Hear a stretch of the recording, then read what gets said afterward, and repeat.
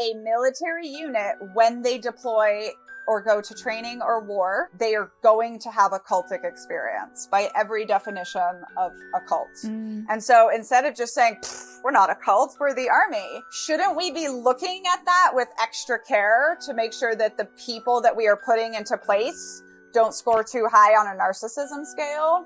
Okay, if you're a good cult, then what kind of aftercare are you giving your members when you need to ramp up the self-sacrifice and the exploitation of labor and the secrecy and all of these other things for the purpose of the mission?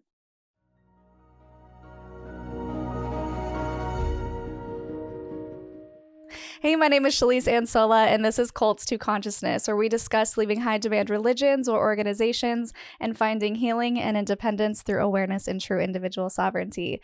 If you're only listening and you want to see our faces, go to my YouTube channel at Cults to Consciousness, where you can see everything. You can like and subscribe, hit the bell so you don't miss an episode. And you can interact with us in the comments. In fact, if you have any suggestions on guests, definitely leave them below. My guest today, this is our part 2, but she was actually a suggestion from one of you, Gwendolyn on Instagram. Thank you so much for the connection. So as I mentioned, we've had this guest on before. There was so much to talk about. I knew it was going to have to be a 2-parter. Her story is gripping and incredible and inspiring and all of the things. And you can read all about it or listen to it in her book, which is called Uncultured, a Memoir. So without further ado, let me bring on Daniella Mestyanek Young. Thank you for coming back. Thank you so much for having me back.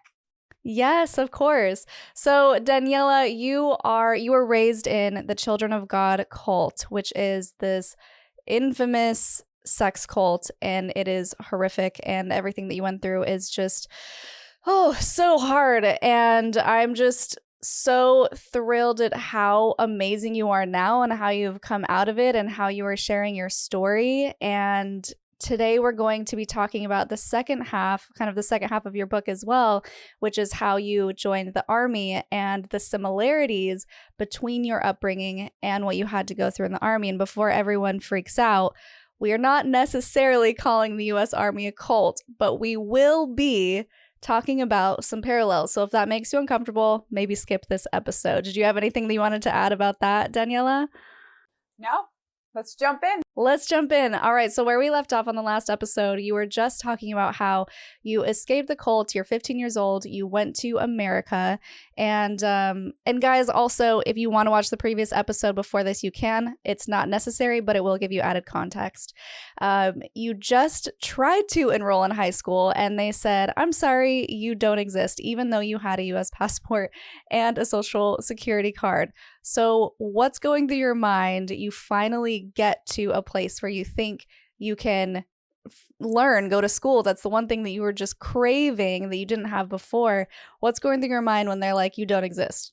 Yeah, so I got in my head when I was very young that I wanted to be a lawyer. And so I needed to be in high school and in college. So part of my big whole reason for leaving my family, and this religion that I've been raised in at this point, I don't know it's a cult. In fact, I know it's specifically not a cult because we talk about that all the time. Yeah. I just want to go to high school and I just don't want to live under these rules. So for me at this point, it's probably not that different from a teenager leaving home early, right? Because their home situation isn't great.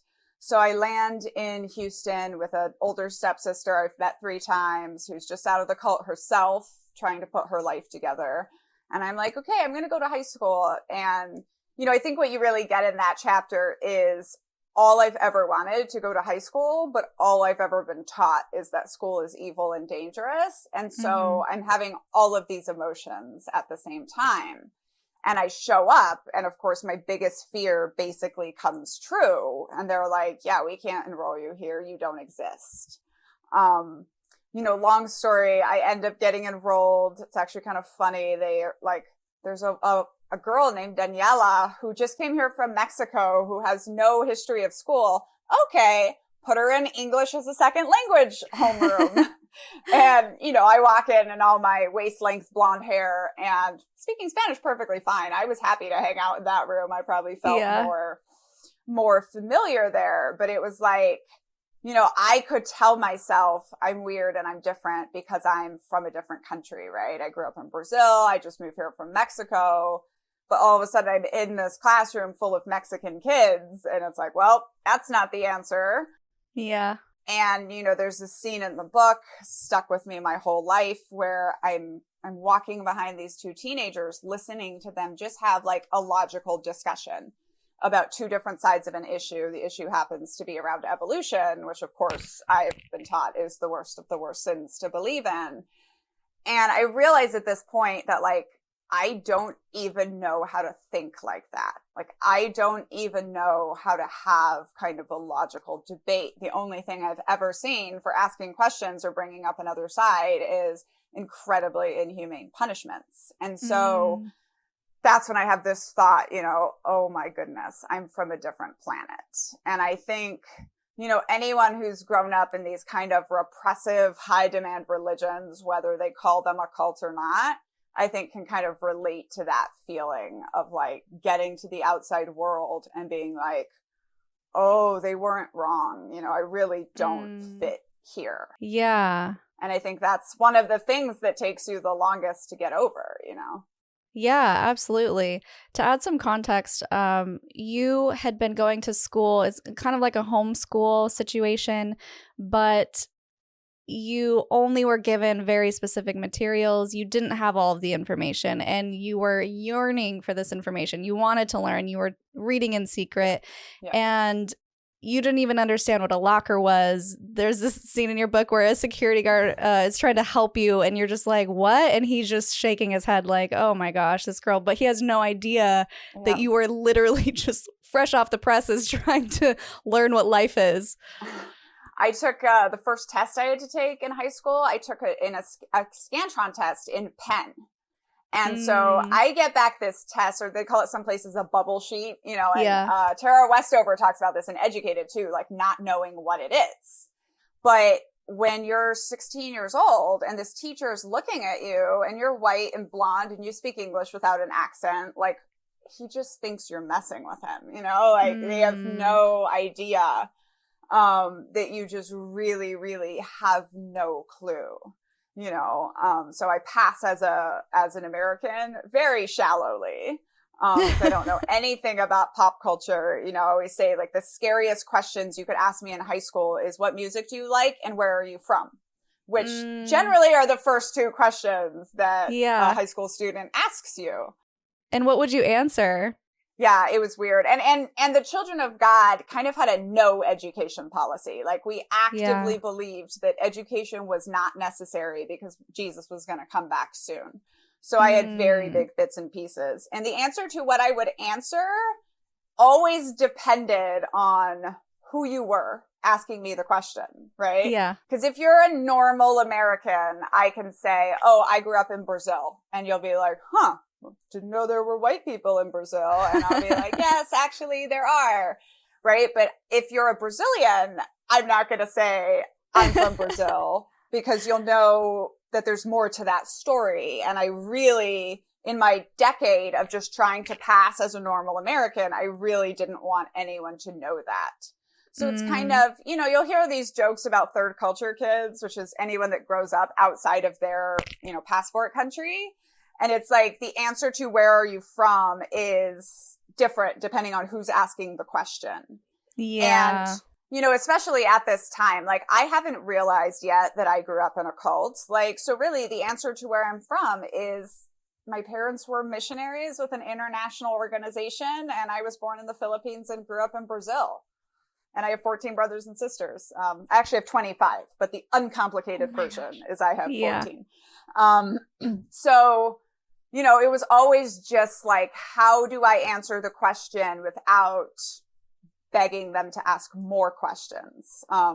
Which is really impossible to do when you're from a cult. Which then leads me in high school to this big realization that I grew up in a cult. And that's like a really specific scene in the book too. Yes, I would love for you to tell that. Real quick, I just have to add that I totally get the where are you from question because when I first moved to Portland and everyone found out I was from Utah, I would just get all these questions that I just didn't want to answer. And stupid questions like, do you have horns? I don't know how the rumor got around that Mormons had horns. I have no idea, but it was so annoying. I'm just like, what are you even talking about? Like crazy stuff. And so when I moved to Vegas to go to school and people would say, where are you from? I would say Portland because I didn't want anyone to know that I grew up in Utah. But then when they're like, oh, Portland, I used to live there too. And then I'm like, damn it.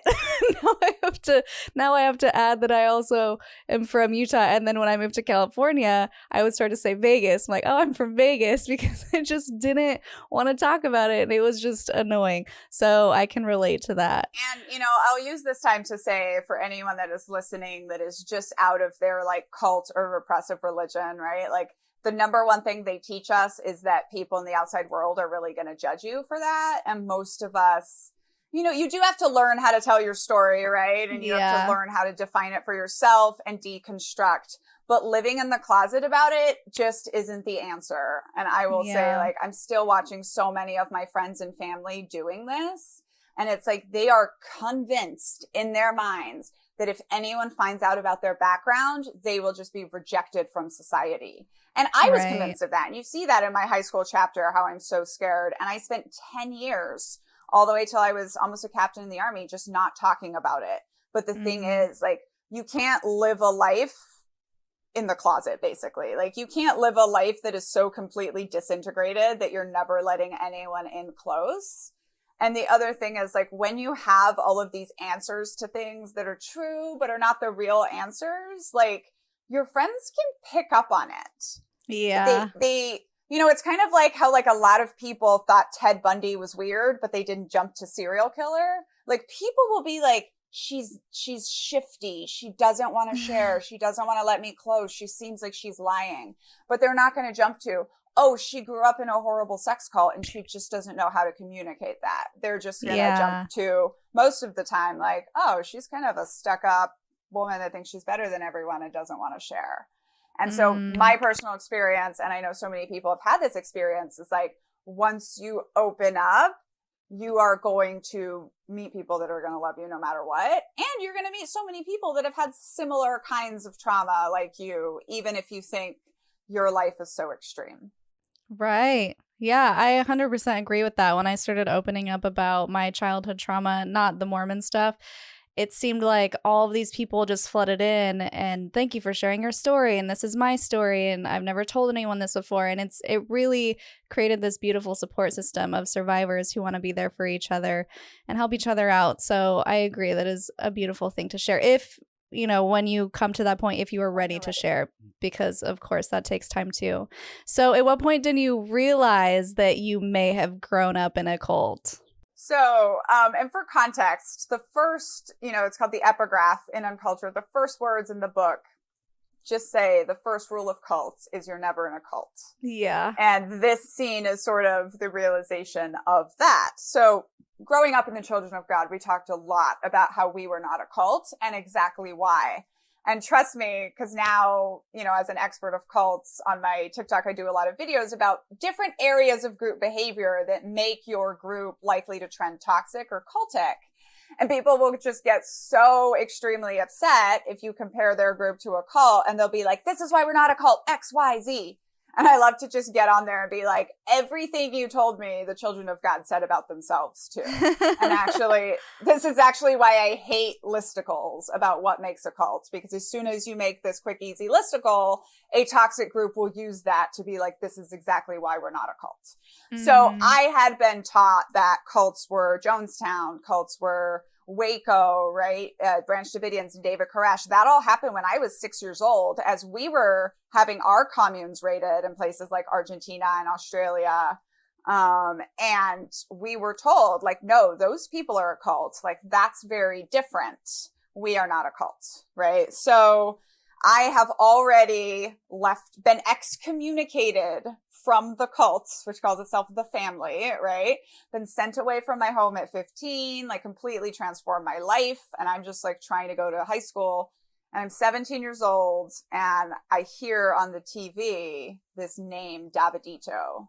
which was the name of our founder's son, who was like raised as a sexually liberated child and was kind of he was sort of patient zero for the Children of God's experiments with raising children with sexual abuse from birth.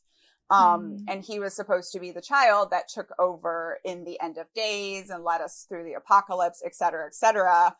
And the reason his name was on television was because he had grown up, he had left the cult, and he had just done a murder-suicide where he had went and found one of the women, the aunties in the cult who had raised him and abused him as a child, and he murdered her. And he made this whole tape about how he was going for vengeance. He was absolutely, the avenging angel with his vigilante justice. And so I'm hearing this on television. I am just got in so many flashbacks and so much trauma and so much whatever.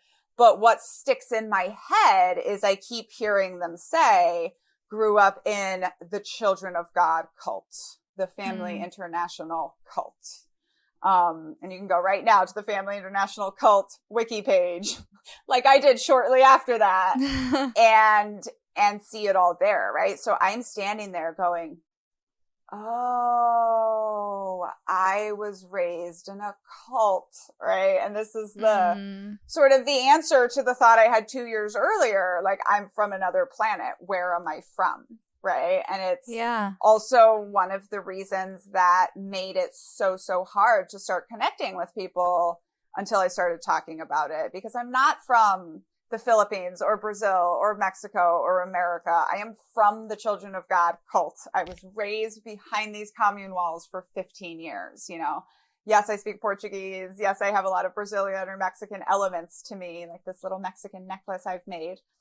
But that the culture I am from is this religious cult.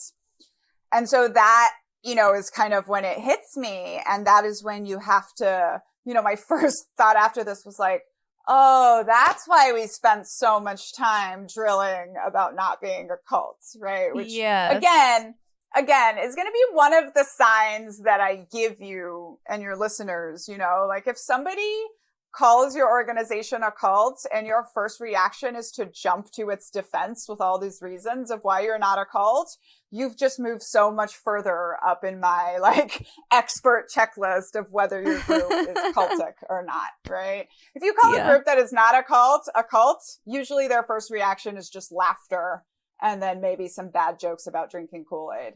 Yeah. When you call a group a cult that has been or has a lot of toxic dynamics, people will come to rush to the defense so quickly, as I'm sure we will see on these comments when we start talking about the army as a cult. Yeah, when I did an episode with Jake from Alt Worldly, he's ex-Jehovah's Witness, he has his own channel, he said that the Jehovah's Witnesses have an entire page on the website that says we are not a cult. And he's like, that's a little suspect. Yeah. Why do you need to have that page? Yes, exactly. So let's jump forward. You excel in school, which I think is really important to add, that you were just top of your class. You figured it out, which is incredible. I think most people would have just gotten frustrated and been like, I am not prepared for high school. I don't know what I'm doing. But you not only graduated, but you were killing it. And then you became the valedictorian of your college, which is incredible. How, what motivated you to just keep pushing and keep pushing? Or do you think there was cult programming that made you want to keep pushing? How did you achieve that? There's definitely a couple things at play here. One is I was programmed from birth to be a professionally perfect bullshit artist, right? Because they needed the children to defend them against all of the claims of being a cult. They needed the children who were being abused sexually and physically from birth to be the ones that denied it if there were ever any questions, right? So, and not to mention, I grew up for the first 16 years of my life pretty much only having access to the bullshit ramblings of an alcoholic cult leader and having to pull meaning out of that. So when you give me something like James Joyce Ulysses, I can take that bullshit and I can pull the meaning out of it as well, right? And I was very, very good at giving the professor exactly what they wanted to hear. Oh. Part of this too is, you know, I have ADHD. I might have some other neurodiverse things that give me an incredible memory. Part of it is I think it was a survival technique for me, was coding in the stories. You see me knitting all the time. Like, I have to be moving. And so I was really, really good, for example, at just remembering everything the professor said in a lecture and then just quoting them back to themselves on the test. Wow. In like these blue book tests. And sometimes, like, if I wanted them to know, like, to be impressed by my memory, I would cite them to themselves. But sometimes I would just kind of paraphrase exactly what they'd said. And like, they don't remember that they said it like that, but they know they agree with the idea. Right. So you know, get a lot of benefit. I had no chance of doing math or science. And that's something important to talk about, is the impact of the cult. Like, I only had soft skills and softer education available to me, like, because I could not math and I could not science because I had no basis for it. But that brings me into the perfectionism, because I did get A's in all of my science and math classes. And that absolutely also ties to the cults. And of course I only had to take the beginner ones, right? Where I could, through just working myself to the bone, get good grades before they started to advance way too quickly for me. Yeah. But, you know, I didn't realize that good grades can be a sign of depression until way, way later in my life. Oh, I didn't know that. I think that's something so many of us from high profile, high demand religions deal with, is that we have been trained from birth to be number one, right? One of the things cults and high demands religions really feed is that sense of superiority. We are right and everyone else is wrong. And so, you know, even though I walked away from that, I still had that need.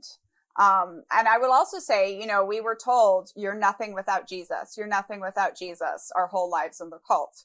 So when I grow up and reject Jesus, then subconsciously I do have to spend a lot of time proving, right, that I really am in fact something. Yeah.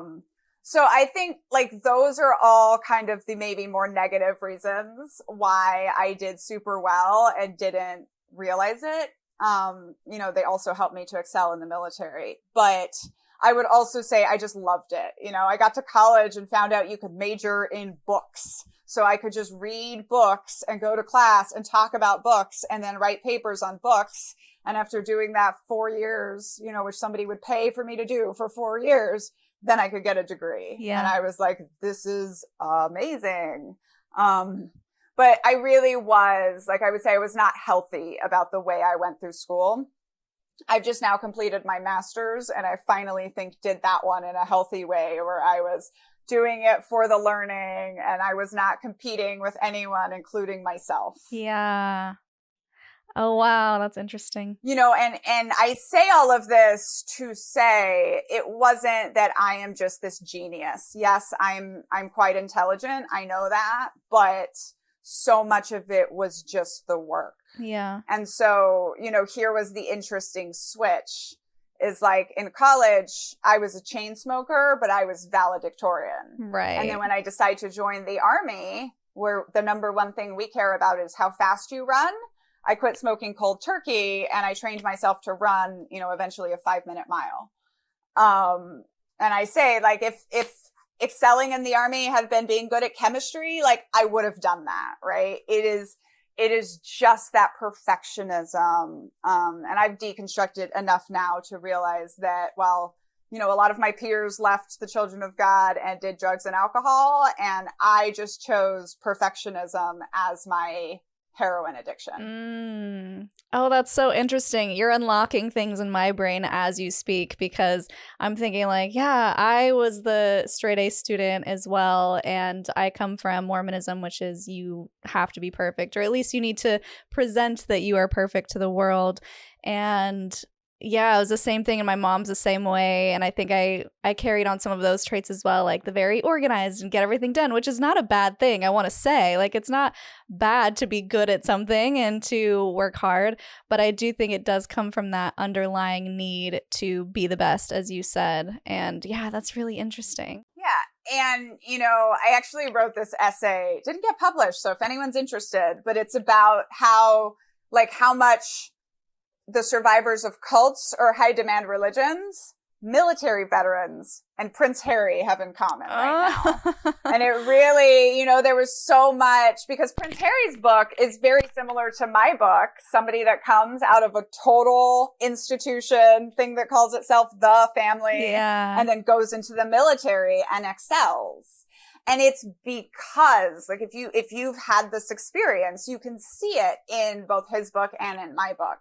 And it's because we have been trained to be number one. Right. And I will say Mormons are everywhere in the military and all the 3-letter agencies in this country, right? Yeah. Because they know this. Mormons will self-sacrifice everything about them for the good of the group, for the good of the mission, because you have been programmed into that from birth and all the way back through your history. That's so true. That's so true. The sacrifice thing. In fact, we talked all about this in an episode with my now husband. At the time, it was the things my fiance doesn't like about my Mormon past, or something to that effect, where he was like, I feel like you are really good at sacrifice because, like, you're just used to living extreme lifestyles. So I was vegan for 5 years, never drank alcohol. And he's like, I feel like you're just doing that because it's easy for you to self-sacrifice and kind of punish yourself. I'm like, is it? Or is it because I don't want to eat animals? I mean, there was a lot to consider, of course, but it's true that it's easy for me to do extreme things like extreme diets or extreme workout plans because I'm used to it. And it's the black and whiteness of it. So I did extreme natural hair for 6 years, where I didn't straighten my hair at all. It's called the curly girl method, and it can be very culty. And it was like that, right? Or even like I found out that I'm allergic to wheat and I had to give up wheat. But that wasn't that hard for me because like an extreme diet is something that I'm used to. Like all or nothing is something that I'm used to. What's much harder for me is like moderation, alcohol, but in moderation. Exactly. Right? Like sometimes doing something and sometimes not doing it. That's much harder if that's what you haven't been taught. Yes. And there is a scene in the book where somebody high ranking in the military is trying to recruit me to one of these special operations. We can't tell you the name of the mission group. And when I tell him that, I grew up as a missionary kid, he actually says, oh, I hear they call the CIA Christians in Action because of how heavily they recruit like missionary kids. And, on the surface, we talk about it and it's like, oh, because we're good at dropping into other cultures. We're good at, thinking outside the box, all of these things that made me a good intelligence officer. But it's also because we are good at self-sacrifice. Right. We are very, very good at sublimation of the individual for the good of the group, which is a building block of cults. Yeah, there was something that you talked about, and I want to get into the army now, but I'm kind of jumping forward. You called it righteous rage, like the torture is justified when you're talking about going to spy school and learning all these different torture techniques. And I just found it really interesting talking about how when you're the good guys, anything's justified and you're doing it for the cause. And I call it, I bring that up too in some of my episodes where I'm like, no, it's righteous judgment. Like you're supposed to judge people. And that's what they've been taught is us versus them, we're better. And so of course we can do these things because we're the good guys. And this feeling of we're better than you, I think is really underlying why people will have one cultic experience after the next. Right. And it's why you see health and wellness groups turn into cults so often, right? Because it's meeting this need of superiority, right? I'm better than other people because X. Yeah. That's, again, one of these darker sides that I'm just now starting to see. It's like, oh, I And I like the way Brene Brown defines narcissism as the shame-based fear of being ordinary. Oh. And like when I read that, my heart stopped, right? So I was like, oh, so I went from being, a missionary kid. Obviously, we didn't call ourselves a cult. So in God's army, doing the work for God. And then I went into the U.S. Army, where we talk about we're 1% of the population and we're so much better than all those civilians that don't bother to want to serve their country. And then, I got out of the military and I was a program manager at Microsoft. And like, I was like, I can't do this. I need more. And, now like I've gone and done more, right? I've taken my life story and I've turned it into something that can help other people. And one of the things that I have to work on in therapy all the time is like, Daniella, do not missionize this, right? Like your mission is not to end rape culture in the military. Your mission is not to keep every single person out of a toxic group. Yeah. I have to give myself the opposite of the big motivating goals that people have to give themselves. And I have to like actively not do that. I have to have very small goals and very like, we'll see what happens.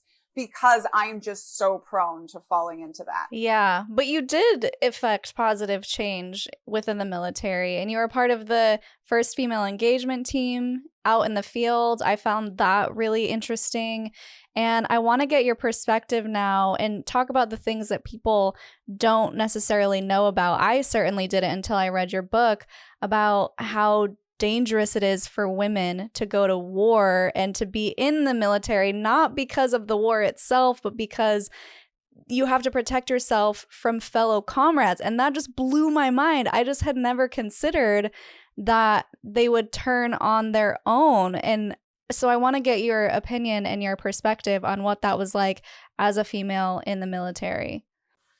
Yeah. So, just for context, the scene in Uncultured, the prologue, the book starts with me at basic training. And there's this event where you're going to hold this duffel bag over your head for like 2 or 3 hours. Wow. And it's a very famous basic training thing. And I have this thought, oh, I just joined a cult. Right. And hearkening back to the last part of our conversation, I didn't necessarily see that as a bad thing. I thought that as, oh, great, I'm going to be good at this. Oh, wow. Like I have the advantage over the rest of these little kids because I was born a soldier. Yeah. Right. So one of the big parallels that the group makes is to going from God's army to Uncle Sam's army. Right. And we were militaristic and we were, standing in lines and eating prison food and like never being alone, right? Like the battle buddy system, like all of that was normal to me and all of that was easy for me. The surprise comes in when I realized that the rape culture and the threat of sexual violence, including the fact that it happens to almost all of us, but we are never, never, never to speak about it, to be the much more scary parallel. Yeah. And basically the reason I wrote this book, it was right after a woman soldier named Vanessa Guillen was murdered. And the military didn't even bother to find her body for 60 days. And the 60 is important because if a rifle goes missing for 60 minutes, they will shut down an entire military base and everybody from general to private will work until that rifle is found.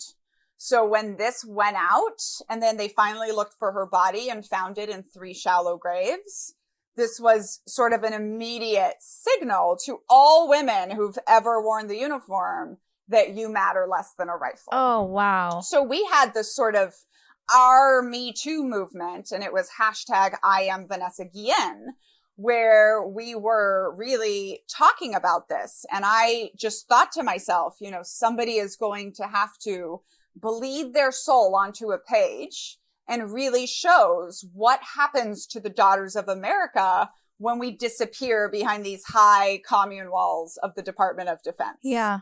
And then 1 second later, I was like, oh crap, that's me. So I did my book and I again, when we talk about black and white thinking, which is something that's so important for cultic thinking to survive, like the way we talk about the military and the way we deify it and the way people who are civilians, American civilians, either expect me to hate the military and think we're just warmongering bastards, or to be a completely devoted veteran. And there's basically no acceptance of the fact that I can be like, yeah, I'm really proud of what I did, right? I was part of the first missions, combat missions, that women were sent on deliberately into ground combat, which led to very quickly the reversal of the combat ban, which in some form we were keeping women out of war actively for the first 243 years of the military, saying that they couldn't do it. And of course, having the combat ban against us was another way of othering us, which led to more violence against us, right? So by being a part of taking down the combat ban, I helped to make the army safer for women forever. And I won my war, right? And so I'm very proud of that. And you see me in the book being sent out as the only woman with 25 men.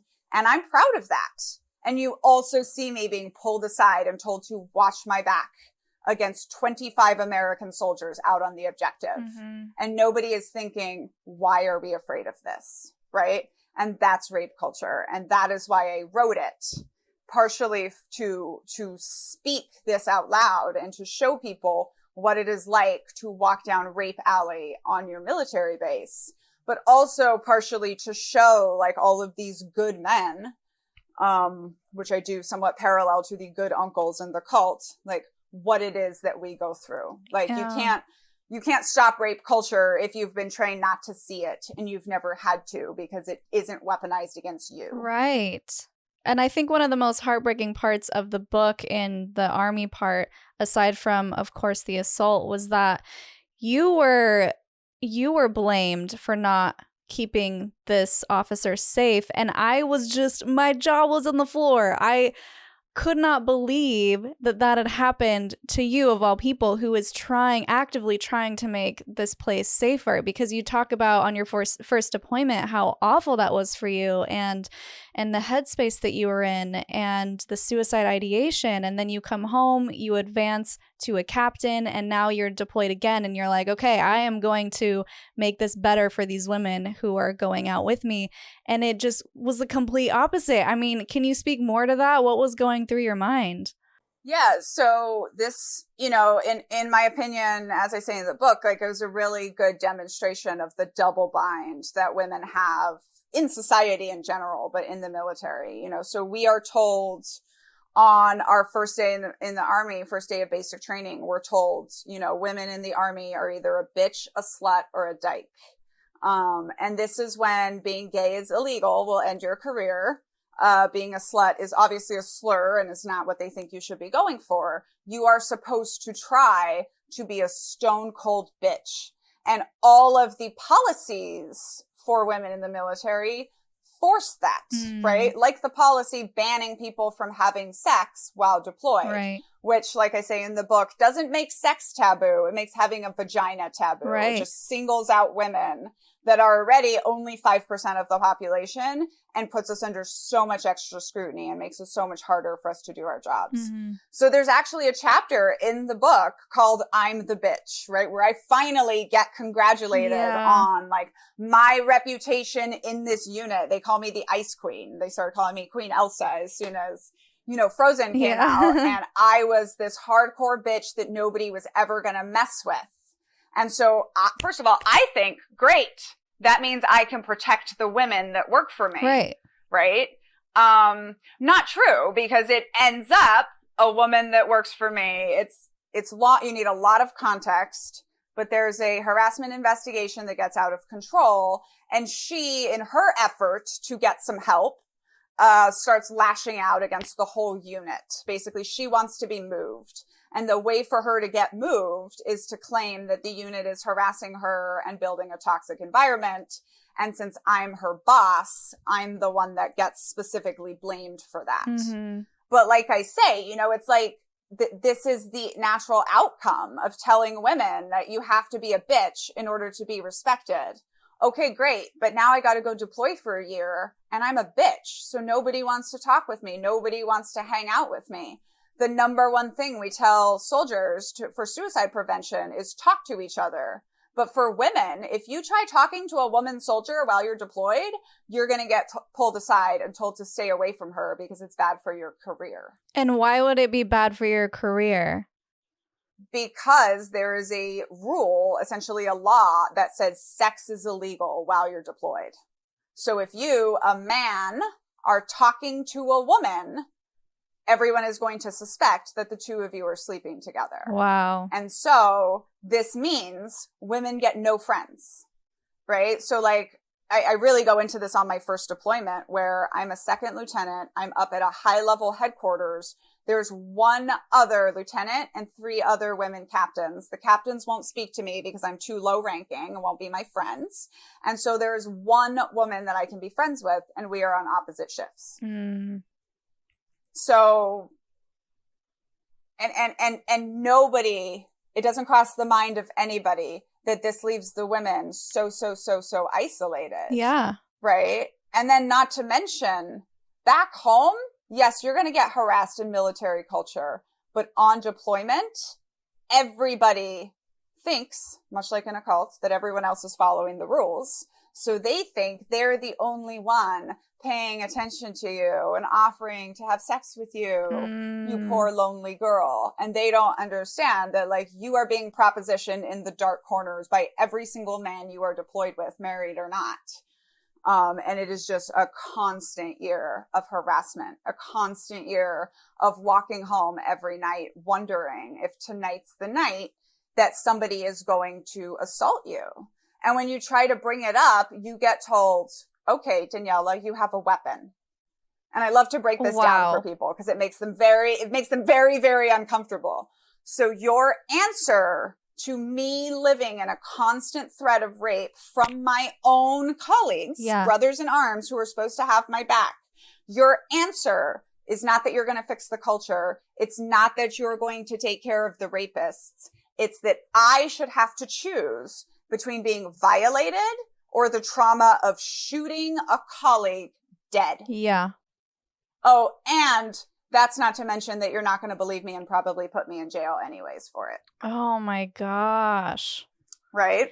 It just seems like there's no winning. So like, even like when I would be told, I would be pulled aside, right? If you're a leader and you're worried about rape culture, why are you not talking to the 25 soldiers and saying, anybody touches her, anybody makes her uncomfortable, you will be gone. Yes. You will be sent home. You will be out of the army immediately. That's the conversation that should have been going on. Mm-hmm. Instead, I was told to watch my back, which is a little bit illogical because we really think that 24-year-old intelligence officer with no combat training can stand up to 25 Rangers. Mm-hmm.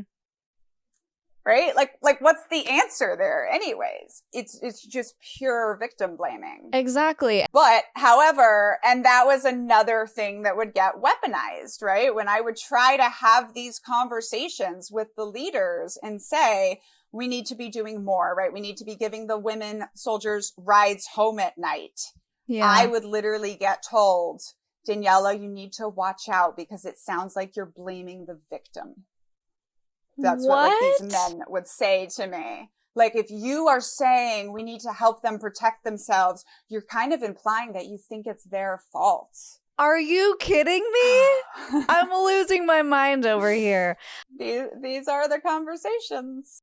The thing that stood out to me as well is that even if you were to go forward and talk about your story, like you were saying, it would end your career because somehow it makes you look like the bad guy, which that is victim blaming. And even to the extent of who you're trying to divorce, husband, is trying to blackmail you out of your position, and he almost succeeded, but he didn't because you had a recording of his evil plan. And that blew my mind. I'm thinking, really? Like, these are the lengths that you have to go to? Yeah. And again, and what he used was in the army, adultery is illegal. And so one of the things when I put my group behavior scholar dynamics hat on is to say to people, when you have laws or regulations that are arbitrarily applied or enforced, it is almost always used to oppress the marginalized classes in your group, right? So this is like adultery, and everyone that's been in the military knows that this is mostly weaponized against women. So adultery is illegal in the military, and also the military has huge rates of cheating. And they will use it to tack on when they want to get rid of you for some other reason. They will care about adultery. Or if you're a woman deployed, they will care about adultery. And the U.S. Army is supposed to, when two soldiers do something fraternizing that is against the rules, the person who is higher ranking is always supposed to get in more trouble because they are supposed to be the responsible ones. But that is almost always reversed when it's women. Almost always the woman gets the worst charge and the worst punishment. And of course, the stereotype just becomes, the conversation becomes, it's all these women temptresses, you know, very Adam and Eve like story. Instead of like, takes two people to do this, right? Yeah. One of the things I finally like to say on this topic, just for everybody listening, is like, any group that is telling consenting adults when they can and can't have sex needs to understand that that gets extremely complicated.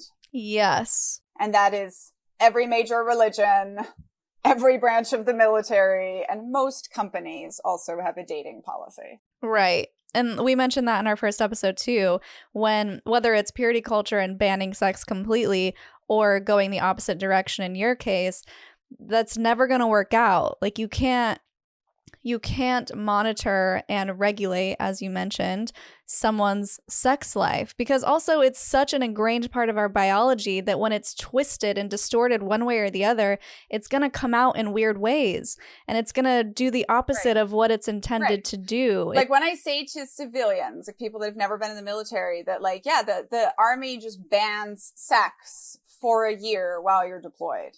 Like people are just like, what? Right? Like that is so bonkers. Nobody thinks that that's going to work.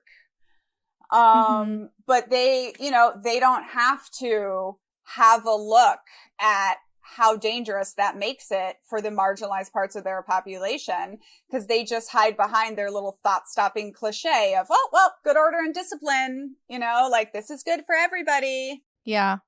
Another thing that I wanted to bring up that I thought you illustrated really well in your book was how women are actually really important and needed. I mean, I feel like that's such an obvious thing, but I know that you contrasted that with people saying, well, you signed up for this. You're the one that wanted to go to war. Like, welcome to the sandbox. And this is what you wanted. And so it's hard. I want to get your thoughts on this, because you have the people that are saying, of course, well, you're the woman that wanted to go to war, and you basically making it sound like you deserve all of the abuses and harassment that you've gotten. And on the other hand, you have these people who you're working with who absolutely agree and can understand that women are so vital and important because they offer a different perspective that men don't have in the war zone. And you provided actual examples of this, which I loved. So take us through your thoughts on that. Yeah, you know, so first of all, anytime you bring up like these things about the military are harmful for women, you'll just have a misogynist go, oh, easy. This is why women shouldn't be at war.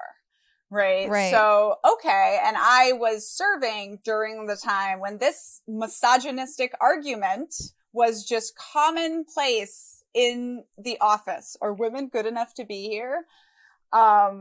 And that, of course, leads to a lot of this violence against women and all of this stuff. But so the example that I use is, okay, so we are on a patrol. I'm the only woman on this patrol other than a woman translator who's with me. And we are getting to this village. And like from the minute we set foot on the ground, people are like, something's wrong. right? Like the sand looks funny over there, which I always like to point out, like never in a million years would I have noticed that the sand looked funny. That was something these men had been trained to look for. But what I noticed and what eventually helped us stop the patrol and understand that there was a bomb in front of us was that there was no women and children. And part of the reason I noticed that is because that's who I was there to see. That's what I was primed to look for. One of the things that you don't know to prepare for in a year of being deployed to a overseas military base is that you're never going to see children, right? Like you're just not going to see children for a whole year unless you leave the base. And so that I think would impact women more than men just in general, because women tend to be more caretakers of children, right? So like maybe many men have been deployed for a year and never noticed how impactful it was to never see children. But as a woman, that was something I noticed. And so it was something I looked forward to when I would leave the wire and see these children and get to hang out with them and have conversations with them. And all of a sudden, I noticed there are no women and children there, which we know is a sign of danger, right? So I'm able to call the patrol to a halt, and we are able to go figure out that there's a bomb there. And it's, you know, it really, this was kind of the experience. And it takes the whole argument that had been made for 243 years was some version of, can women be men? Well, no. Okay. Well, then they can't do war. Right. So this is already problematic because we're already presupposing that the only way to do war is to be a man. Yeah. Which, by the way, there's research that shows that men almost exclusively choose the riskier option when they're with other men. So just potentially by having more women in the military, you have less war. But certainly it was this situation. And I honestly believe that we were sent out there to fail. I think we were sent out to get a couple women killed and to prove what they had thought, all the pseudoscience that said that women cannot be out there. And the main reason I think that is because they kept no records of this. And the US Army generally doesn't do that. Oh. Anyways, so, but what we proved instead is that when you have a war with no front lines and you have both men and women trying to kill you, it makes an awful lot of sense to have both men and women on your team. Yeah. And just while I'm up on my soapbox, I would like to say the other argument that people love to use is like, oh, well, soldiers will sacrifice themselves for a woman. So first of all, soldiers will sacrifice themselves for each other. That is what we are trained to do as soldiers. Second of all, we have not only found that that is learned behavior that can be unlearned, but we've found out that almost every culture in the world, men hesitate before killing women. So now they actively recruit women for special forces teams. They want you to have long hair and look like a woman from far away because they're starting to understand, or like the guy says to me in the book, that like, we want women spies because there's a reason it's James Bond and a James Bond woman. Yeah. Right? Like we just bring an entire perspective shift to the table. And this is one of these like really hard and fast military intelligence principles, which is you don't know what you don't know. Yeah. Right? When you have a blind spot, that is where they can hit you from. So a great example of that is Pearl Harbor is seen as this big intelligence failure. And the easy way that the media talks about it for people to understand is, oh, they lost the Japanese fleet, right? That was the intelligence failure. They lost the Japanese fleet and then it attacked Pearl Harbor. But actually, they had no awareness of the fact that Japan had the ability to reach Hawaii. Oh. That was what the intelligence failure was, right? That is what made the attack possible and so traumatic. Right? So like we would always brief our soldiers in Afghanistan, like thinking that your enemy is stupid and backwards, like that is what is going to get you killed. Yeah. Right? And in this situation, in this village, it was this simple realization that is not exclusive to being a woman, but I think I had it because I was a woman, that like these people love their children as much as we do, right? As much as we love our children. And so no matter who they're supporting, right? They might be supporting us. They might be supporting the terrorists. But if there's a bomb in the road, they're not letting their kids play there. Of course. But you have to be able to humanize your enemy enough to realize that. Right. Wow. That is such a good point. So I want to get to a part that's kind of the climax in your story, towards the end of the story, where everything kind of comes to a head. All of the stress, the trauma, everything that you've dealt with up until this point. You are serving as the captain. You had these allegations against you, and you literally go blind, and you are suffering physically now from what I think is all of the, well, I mean, physical abuse as well, but emotional, mental abuse kind of manifesting itself. Do you want to speak to that a little bit? Yes. So, of course, I'm going through this just like really traumatic investigation. It was traumatic for everybody. It was something that should have been easy and easily handled. And I think it was handled mostly right by leaders, but it started like really sprawling out of control. Yeah. And eventually they decide somebody's going to take a fall for this. And we have Captain Mestyanek right here, and this is convenient. Wow. And I'm told, like, Daniella, we know you didn't do anything wrong, but at some point we got to take one for the team. And I don't exactly agree. Like, I'm like, no, I'm going to tell you my whole story, blah, blah, blah. But at some point I'm like, okay, I can't fight this, whatever. Yeah. And I've already started, this has been going on for months and months and months, and we're deployed, which is already very harrowing physically, especially if you're a woman, for a bunch of additional reasons. But the letter of reprimand they give me says that they are accusing me of fomenting an environment of harassment that is harmful, right? And I am just like, no, I will never accept this, right? Like, because of my background, like, I cannot, right? Like, this is not if you ask me to take one for the team because something happened, like, even if something really bad had happened and a soldier had died that had to do with war, I probably would have been like, okay, yeah, the group is asking me to do this.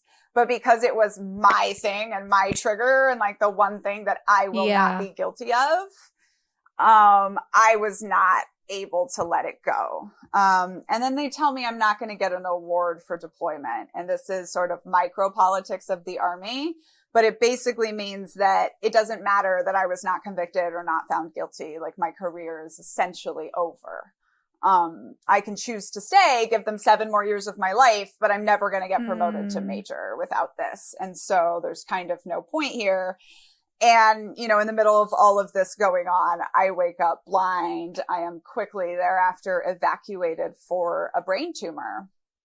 And I get to, and this is where there are some spoilers, right? Yeah. But I get to Germany and they are expecting to find a brain tumor and they find nothing. And this is, and then it's funny because the Army's response is literally, we're just going to send her back.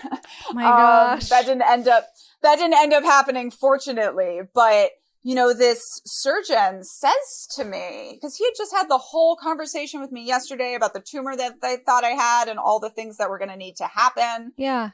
And then the scan comes back clean and he just shuts the door and he says to me, okay, I want you to tell me what is going on in your unit that is so off that you showed up in my OR with every sign of a brain tumor. Yeah. Right. And that's kind of that moment there where I realize, I say, it's obviously not just that one event, right? It is my whole life, the whole story that you are getting in Uncultured is me just experiencing trauma and just shutting it down and just saying, like, I'm not going to live with this. I can't deal with this right now, right? I'll think about this tomorrow, right? Like, I'll deal with this later. And the truth is, as we find out, like, you cannot live your whole life just going through trauma after trauma after trauma after trauma and never confronting it, you know? Right. And so finally it really, really breaks me. I have never completely recovered from this, you know? I did not have a brain tumor, but I did have a pseudo brain tumor, right? Like my body believed it had a brain tumor and was having every reaction for this. And I will say, you know, this is something we find out of kids from cults, you know? So of the, on average, like 5,000 kids that grew up in Children of God, like most of us have PTSD. Most of us have all of these autoimmune disorders, you know, like Whoa. I'm allergic to almost everything food is made out of. You know, and I have these migraines that will just shut me down for a week. And those are just things that your body learns, right? And my body eventually was like, she is never going to stop. So we have to stop her, right? And this is sort of the body keeps the score, right? Like you cannot outrun, and it works pretty well because running is a big theme in my book. Yeah. And this chapter is called Running for My Life, right? And you cannot outrun trauma. Like it just doesn't work that way. You have to eventually stop and confront it. Yeah. And that was the big learning out of all of that. You know, for me, I worked very, very hard to get away from a toxic controlling group that controlled my entire life and childhood. And then I sort of accidentally, not knowing what I was signing up for, walked myself back into a situation that was exactly as triggering, right? So as soon as I got on my first deployment, I'm a 23-year-old adult on a commune with high walls that I can't leave. And all of these men are potentially dangerous to me. Yeah. So I'm exactly back to being 6 years old again. And I'm stuck there and there's no way for me to leave. Yeah. And so I was dealing with complex trauma my whole time in the Army and just shutting it down because I had to be perfect and had to be perfect. And, you know, I have a whole group now of cult babies that I say we did everything right. And now we're all falling apart in our 30s and 40s, right? Because eventually you have to deal with that. Yeah, and I would love to talk about what that looks like for you. I really enjoy getting anecdotes from people who have left these situations, what works for them, and this is a disclaimer, it's not going to work for everybody. But one of my favorite parts of your book was, and I won't spoil the character, but when you were reunited with your friend, I cried. I was like, oh my gosh, I'm so happy for her. It was such a sweet moment. But you were transferred for medical, so they didn't send you back, but they still didn't really know how to proceed because they're like, well, there's no brain tumor to treat. How do we fix these symptoms? And so I was just dying to know what you ended up doing to actually help yourself because you weren't in a good place and physically, mentally, emotionally. Yeah. So what were some of the things that helped you eventually? You know, so one thing is just time and space, right? And I have been, and therapy. I got incredibly lucky because right at the time that I was beginning my journey in the military, they changed the therapy policy. So the policy is if you ever receive mental health treatment, you have to report that to your clearance, which means you're not going to have a clearance for much longer, which is how these groups become so anti-therapy. Same thing for my husband, who's a pilot, right? My husband could never get therapy.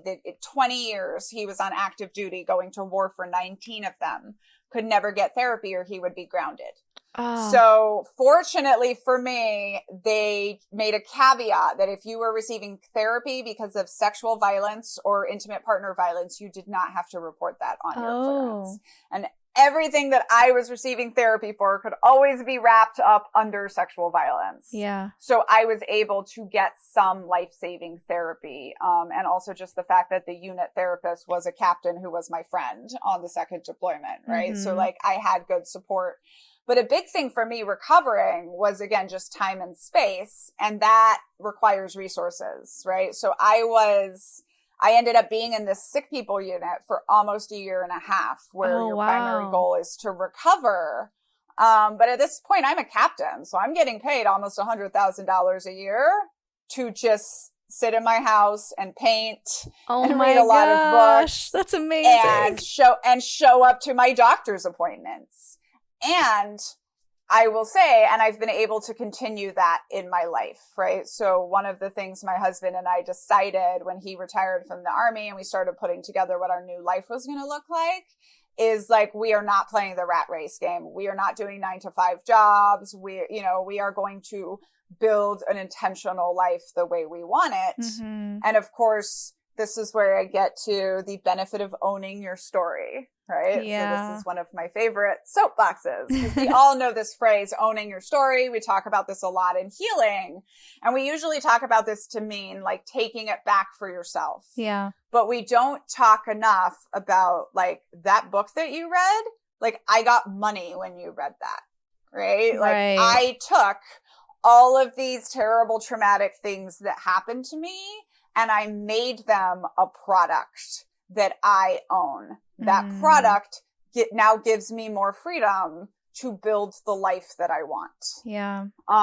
So write your books, right? Yes. Write your books, tell your stories. And then the other thing is I really like to bring into this conversation about healing, and people say, how did you get fixed? And the truth is, I'm not fixed, right? So like, when you see me on TikTok being super sharp cult expert and telling you all these things, like, you don't see the days that I can't get out of bed because I still just feel too broken, right? If you're watching the video, you can see right behind me, this is a sauna in my house, which I say is arguably one of the best things you've ever heard of two disabled veterans doing with their disability money.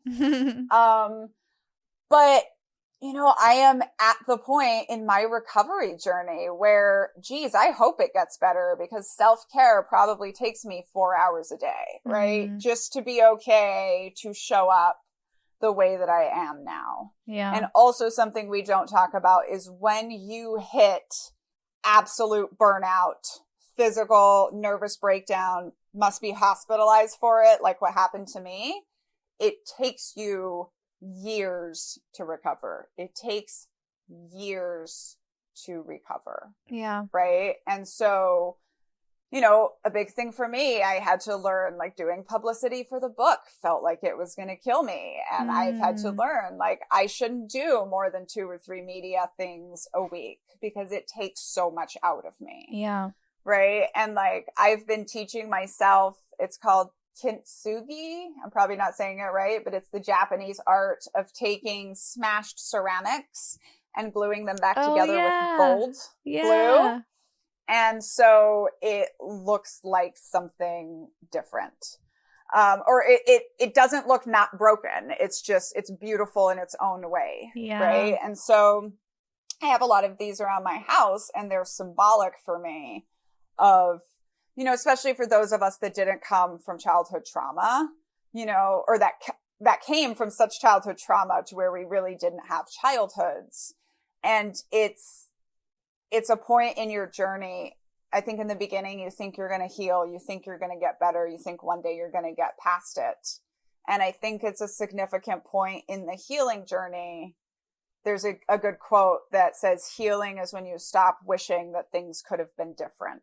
Yeah. Right. And so for me, a big part of this was realizing, like, I'm not going to get to go back and have a childhood, but I can understand that what I lost in the first 6 years of my life by being in a cult was what you're doing for the first 6 years of your life is developing your personal identity. So I can go do that as an adult. I can realize that I still need to do that. Right. And so it's these little things, right? Or I saw another creator recently who said, you know, you're healing from trauma when peace and tranquility doesn't sound like boredom. Right. Oh. And that's been such a huge thing for me, is just, and this is why I say time and space, right? Yeah. Slowing down. So many of us that were harmed in coercive groups, one of the reasons why they're able to harm you and coerce you for so long is because they never let you be idle. right? Oh. And part of what we are doing with that perfectionism when we come out of those groups is we are continuing to never let ourselves be idle. And so, I have to have these things like, my therapist has me do puzzles. And then when they're done, I have to take them apart completely. Mm-hmm. So it's a hobby, but it's not productive. I'm not producing anything, right? Because it's just learning to relax. And I will tell you, in between books, when I gave myself 6 weeks off because I was so dead tired and I said, I'm not going to do anything but read witch and vampire novels. Yeah. That's when I came up with the whole concept for the next book that I'm writing, like when I gave myself time and space. So that's, my big answer. It's like healing doesn't happen in a straight line. That's a great song. Just, you got to give yourself time. You got to give yourself space, and you got to understand that like, this is not laziness. This is trauma. Most of us that come out of being children in high demand religions, one of the reasons we're so exhausted is because we have been working since the day we were born. Right. And so there's so much that goes into this, and it's not a simple discussion. I will always be the girl who had her childhood stolen from a cult, who then walked herself into all this additional trauma, acting as programmed. Right. And so to me, healing is not the promise that it gets better. It's just the promise that more and more I'm going to understand all of these things, and I'm going to be able to make myself a person that I want to be, not whoever the cult made me or the army made me. Right. And I love that you bring up that it's a journey. I think that's the most important thing to recognize, is that there is no broken one day, healed the next day. They're also learning that there is no broken. There's just learning how to be who you are without these programs, these beliefs, without defining yourself by your trauma, but really leaning into you as an individual. I think that's really important as well. And I love that you brought up boundaries, and this is what's good for my mental health and this is what's not good. Recognizing, even just having the awareness that some things are impacting your mental health is a huge step in being able to fix that and do what's right for you. Yeah. And all of those things are so beautiful. Thank you for sharing. Do you want to talk about your next book?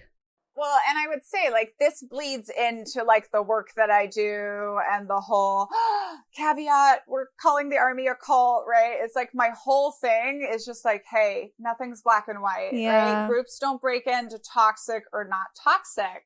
And if we talk about cults and then we have the sort of internal fortitude to take those things and apply them to our groups, whatever they are, however beloved they are, we can start to see the toxic behavior before it happens. Right. So like in the book, you see this. I grew up in a cult, but I didn't know it was a cult till 17 years.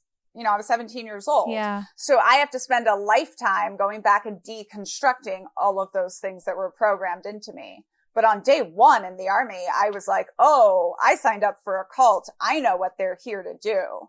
And so I was able to manage a lot more, like how deep that programming got, right? Or like what things were toxic that I wasn't going to participate in them.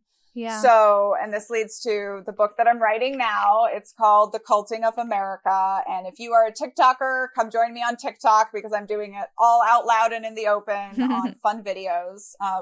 Today we got everyone spooled up talking about if AA programs can be cultic. Yeah. But what I'm doing in the next book is I am giving you this 10-part definition of cult, which gives the nod to, much like healing, it's a journey, right? Like it's not just this static group. It's also a journey. And what I really want people to be able to like understand and work with is that, again, if a group is a cult or not a cult, it's not a binary question. If a group is toxic or not toxic, is not a binary question. So I've developed the cultiness spectrum. That's these 10 areas of group behavior that, of course, perfectly correspond to that 10-part definition of cults. And it's sort of like, as you're reading this book, if you heavily relate to every single chapter, then my dear, congratulations, you're in a cult, right? But by breaking it down to these specific things, right? So with AA as an example, right? Like maybe it's not a cult, but it definitely has an internal vernacular that only has meaning to group members. Right. And so if you understand the significance of language to cults, you can then understand that while this in and of itself is not inherently toxic, it has the potential to be toxic, and here's what it looks like. Right. Right. With the military, a military unit, when they deploy or go to training or war, they are going to have a cultic experience by every definition of a cult. And so instead of just saying, we're not a cult, we're the army, like, shouldn't we be looking at that with extra care to make sure that the people that we are putting into place don't score too high on a narcissism scale? Shouldn't we be teaching the followers what to look for the signs of logic breaking down when you are going in for a cultic experience? And for big ol' army itself, because everybody likes to call themselves a good cult. Okay, if you're a good cult, then what kind of aftercare are you giving your members when you need to ramp up the self-sacrifice and the exploitation of labor and the secrecy and all of these other things for the purpose of the mission, right? And if you're a good cult, what are you doing when quote, quote, bad apples pop up? Are you just checking them out and blaming the individual? Or are you looking at the structures of your good cult to see why it's attracting those kind of problematic people? Yes. Right? So like, on one hand, it seems like I'm very cavalier about the word cult, like any group can be a cult, because yes, I believe that. I believe the DNA of groups is very, very similar, you know, and it's kind of like they say about individuals, we are all 99% the same, but it's that 1% difference that causes all the world's problems. And I, you know, have been a member of probably every kind of group at this point. And I just think that no matter how wonderful you tell me your organization is, it's really helpful to understand that you're probably only 1% away from the Children of God sex cult that traffic children. And here's how you cannot become that, right? Like, the more we talk about it, right? So in my video about AA, people have been flocking there all day to berate me for even having the nerve to question if this could be a cult, which just makes me think it's a lot more cult-like, right? Like, if you can't even have the conversation about what areas of your super good group might be toxic, you're already so much higher on the scale. And hopefully at the end of this book, we are going to have a well done scientific survey built by sociologists that is, how culty is your organization, right? Like, like broken down by different parts of group behavior. I love what you're doing. I'm so supportive of your next book. And when it comes out, please let me know and we will bring you back on to talk about it. It's basically everything that we're trying to do here. We are not trying to point fingers and say, that's a cult, that's evil, that's whatever. All we're trying to do is provide awareness so that if you choose to be a part of a group that is a little culty, at least you can understand, like you said, and be aware of the different things that may be toxic to that environment and how you can avoid that and how you can avoid slipping out of critical thinking and into groupthink. And I just think it's so awesome what you're doing. Thank you for coming on and sharing your story and being vulnerable. I know it can be difficult and I appreciate your time and I know everyone else appreciates it too. And before we go, I need your Linda Listen moment, sassy statement to an organization who's pissed you off, or some advice you want to give to our listeners. Oh, yes. My sassy statement is to any men that have been in the military, which is to say, if you have a problem with me saying that the military, any branch, has a problem with rape culture, then I am going to conclude one of two things. You either were such a good guy that you just couldn't see it. That's the definition of privilege. That's the category my husband was in for his 20 years. Or you're one of the predators. Because I can't come up with any other reason why all these good men are not screaming about their sisters in arms having a 1 in 3 chance of being assaulted while they wear the uniform. And we know it's much higher than that. Wow. Yeah, you said 1 in 3, right? 1 in 3 is the official, but most of us do not know a single woman that has not been significantly harassed or assaulted during their time in service. And we just last year had a Ninth Circuit Court judge declare that rape should not be considered a hazard of wearing the uniform, because the military has always been protected against being sued for that reason. So, yeah. Needs to get better, and I am not going to believe that it is getting better until I see all the good uncles out there screaming about protecting us. Yes. Well, thank you for using your voice to platform those women as well, to give them a voice and a reason to stand up, and just spreading the awareness. And I agree, it doesn't have to be just the victims who are coming forward. It should be the men, the good men who don't agree with this, also raising up those women and speaking up and just being a support. So I love what you're doing. And any final thoughts before we go? And we'll drop your social media handles as well. Yeah, my final thought is I can use my voice all day long for this, and it is what I do, but it's not until the men in power in the military start saying, hey, we need to read this book. Hey, we really need to talk about this stuff. Yeah. That's going to change. So please, please, please understand that telling our stories and all of our stories is the answer to how we fix this. Beautiful. Well, thank you so much again. And you can find Daniella on TikTok, Daniella Mestyanek Young. I'll put it on the screen and below. And go read her book, Uncultured. And stay tuned for all of the other amazing books she has coming down the pipeline. And for anyone else who wants to support the podcast, that would mean the world. You can support me over on Patreon at patreon.com/cults2consciousness. I have 2 new patrons, Amanda and Stephanie. Thank you so much for joining. I appreciate you. And Jojo, thank you for the super chat as well. And until next time, follow your highest excitement, be conscious, and be well. Thanks for listening. If you like what you hear, it would mean a lot if you could like and subscribe on YouTube and leave a review or a comment to help with our visibility.